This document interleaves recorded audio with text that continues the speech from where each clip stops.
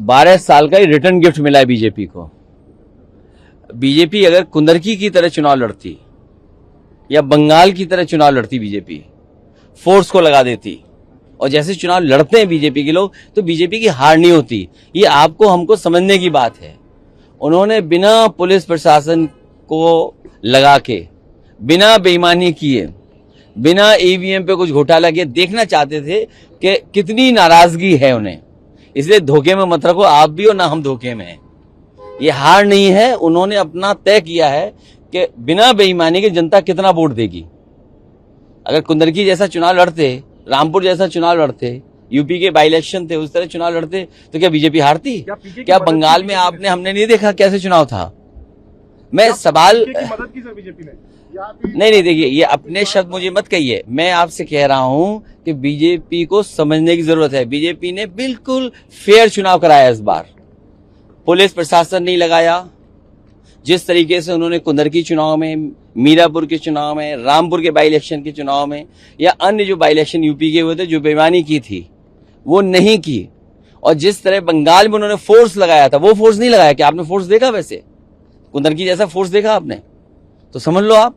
तो वो चेक कर रहे थे कि कितनी जनता में नाराजगी है। जब आम चुनाव आएगा तो वो अपना फोर्स लगा देंगे। अरे दतिया की तो बतिया ही मत करो, बात ही मत करो आप।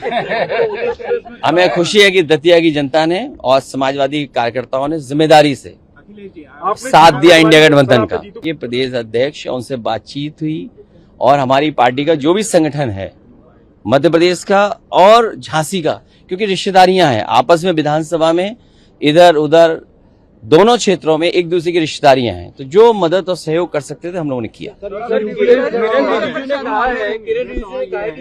पे जो प्रोटेस्ट देखा हमने जैन जी, तो वो कॉकरोच जनता पार्टी के साथ देखी, बाकीपुर में एक थर्ड फोर्स प्रशांत किशोर के साथ। तो आपको लगता है कि जो ट्रेडिशनल पार्टीज है, सपा, कांग्रेस, ऑपोजिशन, इनके लिए एक चिंता का विषय है या नॉट अबाउट इट?